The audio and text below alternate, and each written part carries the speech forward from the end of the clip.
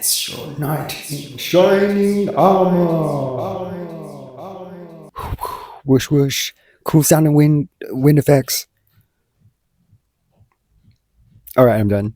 Anyway, it's really funny. Taking off the cloak, I was trying to showcase what's underneath it because it often covers it, but honestly, I totally was feeling that Mortal Kombat look, which is obviously the wrong period altogether, but you know what? I felt cool in this, and I just wanted to like get an occasion to dress up in uniforms and be in a period piece like everybody else. Anyway, real intro coming up. Hello, sunshine. Welcome back to another episode of heartablazepodcast, and it's your host Timmy. As you can see, my getup's pretty different today. It's it's a Winterfest, which is a medieval themed festival, one of the two that's usually held annually. And apparently it's the 20th year in a row that they've done it, all the way out in Hawkesbury racecourse. So I'm here to tell you a little bit about my experience. It's my first time going to kind of like a proper costume party or like event, and definitely my first time going to a medieval event, and it was pretty cool. There are definitely some things that could be improved on, and I'll talk about it in more detail with the footages that I'm about to show. But it was definitely really fun, and I think the costumes and the people are really what really makes the event.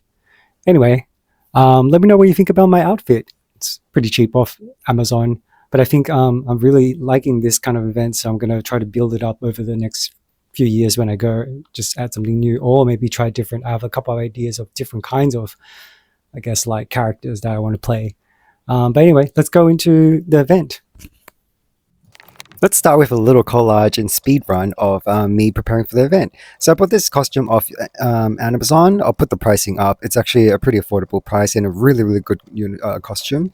So I started off by sort of ironing everything because I noticed that after last time we're putting it on, but then not actually going to the event. Obviously, they all got wrinkled up a little bit, and I really wanted this. I mean, olden times, people probably couldn't like iron their stuff. For realism, maybe you shouldn't, but I gotta look good because I want to feel good at the event, and I'm also trying to connect and network with people if the opportunity arises. So really got to make myself look as cool as possible. Of course, you know me, dressing up in any kind of way, you got to do a slow-mo. It's just such a vibe. But yeah, I love the cloak. I actually wish during wintertime, it just really makes you feel. One of the things I really want to get to upgrade this cloak is I saw a lot of people dress that kind of, Game of Thrones style, when they have kind of one side of their padding on their shoulder, which is actually fur material over their regular cloak. I think that's such a cool look. I also saw online another guy who had a whole metal, but flexible metal kind of a feathered wing, I guess like a shield padding on his back. So when he swings his sword, the whole wing kind of moves along with it. Must have been like a DIY thing. It's so cool. Absolutely amazing. There's so many cool uniforms. Everyone had really cool swords at the event, by the way. So, I'm just trying to squeeze out every bit of cool points for my costume. But no, it was honestly a lot of fun making these videos and just trying to make some materials for shorts and stuff, Fun fact, while you're watching me prepare for the event, I had to get up pretty early because it was actually pretty far away. For once, a lot of events is actually based out of the city area. So I live pretty close to the city area, one of the suburbs. It used to be pretty hard to get around here, but they've in the recent years, like kind of developed a metro for it. So it's a lot easier to get around now. And the event is actually held all the way out in Hawkesbury race course. So it's about 2 hours travel total. So I got up pretty early. I think it was around 7 o'clock, 6 or 7 that I woke up. I think it was 6:30, and I had to leave around 8:30 to 9, and then get there sort of like closer to 10:30-ish, depending on like what transport I chose. And it's mostly just one train. The cool thing about Winterfest was that the ticket actually, and I didn't know this when I purchased it, that it actually included the train transport.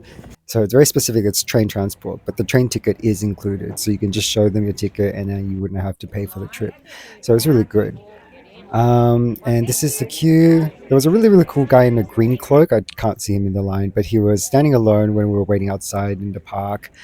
in the entryway waiting to get ticketed. And I ended up bumping into him later on when he was asking the same staff for directions about he was asking about the ATM. I was asking about one of the venues. So you can see the main criticism I have about Winterfest is, as a newbie and also a person who has very poor sense of direction, they're numbered over the map in I guess alphabetical letters, right? So different districts essentially, or different categories of areas. Now there's a huge chunk of stalls, so shops. I realized this is actually one of the main attractions, and I didn't know that. And I wish I counted some money into purchasing stuff, because there were like even costumes, and there were like wizard wands, and I mean, not wizard wands, staffs. There's classes here like teaching defense and like using like sword jousting and such. There were jousting practices and demonstrations. It was super cool. There were, near the entrance area, there's also these tents that I didn't know initially what they were for, but when I circled back and was leaving, that's when I got footage of them. So they'll be towards the end, but basically they're sort of like early settlers kind of period, and also sort of what do you call it, the I guess sort of like a setup scenario to show what the living situation is like for cooking, or like the tent setup for like living quarters. um, that's probably the best way to describe them. Funny thing as well, Winterfest food it would be definitely best to hang out with friends here. The food choices are actually so diverse and so good, and really funny, and really good names. Like, I think their food venue, like food section, is very well done compared to most Sydney food focused events, which is kind of hilarious. Like, like the French food festivals or all that kind of stuff that's usually in the rocks. Like, their food is not even really of the right culture a lot of times, so it just doesn't make sense. But over here, like, at least they're all like really cool looking food trucks, and it's all really good choices. They have sweet stuff, which we're going to showcase in another clip later after this. So you can see how many savory options you have. You really just have a little bit of everything, and you can grab them and go and like sit at some of the shows and enjoy food while you watch. And look at all these costumes. There's so many different types. There's so many like different levels of expertise. I tried to get that lady in the shot while I was doing it, because the sunlight dappling on her dress was just beautiful. I also had a few friends who mentioned that, this is the Dragon's Den, I believe, or something. I'll put it up, the name, I kind of forget, but it basically, you do have to pay for it. It's a kind of semi-themed food, uh, like a tavern kind of themed dinner, but you do have to pay for the experience. But I looked at the footages and I didn't feel like it was fully fleshed out enough to make it worth the money. Here's the first show. So a lot of shows I noticed were cancelled or shuffled around, so the staff were a bit confused as well in general. But this is the first show where it's basically jousting, and then this king showed up with his jester, and at one point they were talking about his like looking for his wife or something like that. I thought it was absolutely hilarious. Um, so it was pretty cool seeing real horses and people who are trained to like do these like jousting and sword competitions. So essentially, what they do is they have these little, I guess, metal shield pieces, mini ones, hanging on like the wooden spinning pieces, and then they would run the course on either side. There's two different systems. I'm not too sure what the detail exactly is behind it, but basically there's like sort of two teams almost, and they kind of split up and they take turns throwing their jousting spear, and then seeing how many points they can get out of it. Um, Again, with shows, you don't really have to sit there to watch the entire thing. It's kind of the same thing over and over. It is exciting, and the commentary is really funny, and like all the humorous stuff, like little acts here and there, definitely make it worthwhile. Um, but it did get pretty hot up there, so I couldn't stay for the whole thing, and I did want to kind of explore other things. I also wanted to find some time in between the shows to try and figure out what was going on with the shows, and also just really figure out my sense of direction, because it was really quite hard for me. Again, the letters were quite small. They were probably like your hand size, and I feel like they could probably blow up put up more banners or something like that, makes it more eye-catching. um they also didn't really like, being the first time at the show, I wasn't sure if like so basically I should explain the first show I really want to see, timing on their schedule. The first one that was timing wise, the first show would have been basically a bird of prey show. So one of those like bird flight and kind of like landing with the trainers, that kind of show. I've always really wanted to watch one of those. So I was really excited about it. And when I finally found the place after getting lost for ages and finding a staff and then asking a staff, and he was in the food section and said, "Oh, this is my section pretty much 2 years in a row. I actually don't really know the other sections too well." Kind of looked at the map, tried to help me work it out, and then kind of pointed me in direction, and eventually I found it. And so I went back straight into sort of the heart of the area where the bird show stall was, and it was actually a tiny stall, and it was actually for charity, which is really cool. They had really realistic plush dolls of like different birds and stuff, like owls and all that, brochures, really kind staff. One person was in front of me and happened to ask the right question and kind of listened in, and apparently they had about 3 shows lined up, but for some reason it got cancelled down to sort of one show, which was way later in the afternoon. And I think generally other people were pretty confused as well. And the staff didn't seem to know why and what was going on. So I feel like for something that's run for 20 years, it really ought to be a little bit better on the organizational part. Just trying to be like, for a newcomer who really wants to have a really good time. I really want like this event to, because I feel like without the people with all the amazing costumes, this event wouldn't be half of what it is as well. Not to say like, the shows and the stalls aren't really incredible. The stalls are also a huge part of it that really brings up the vibe. But yeah, I just think like it is important to be honest about these experiences and these events, because that's what people want to hear, and that's what they're going to base their experience on when they're deciding whether they should go or not. But yeah, it was a incredibly fun experience. I did miss a few shows, unfortunately, because the time difference was just too big, and I went alone without anyone. So it was just, being totally honest, a little bit boring. I almost considered going up to groups of people and saying like, "Can I join your clan for the day?" Let's say that's in the workings, maybe in the future event. Yeah, so I essentially watched that as my first show, and then I left after I kind of filmed what I thought was enough content and experienced most of what the show was about. And then I decided to start circling around and looking into the next 2 things that I really liked. I thought unicorn and a mermaid would have been really cool. The mermaid turned out to be more like like a picture experience. So it's more about like going up and then she'll dive down and then get the photo with you. Very cool. Nothing you haven't really seen on social media. It was a little bit disappointing. When you think mermaids, you think like a big tank, or at least a bigger tank. This was kind of almost like a sad aquarium kind of experience. If I'm going to lie, when I first saw it, like there's a little excitement that lasts for maybe 5 seconds, and I was kind of a little bit like, I guess I was putting too much expectation on this one.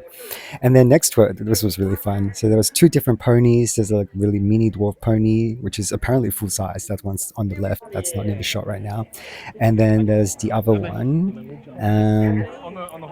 And he is 19 years old, believe it or not.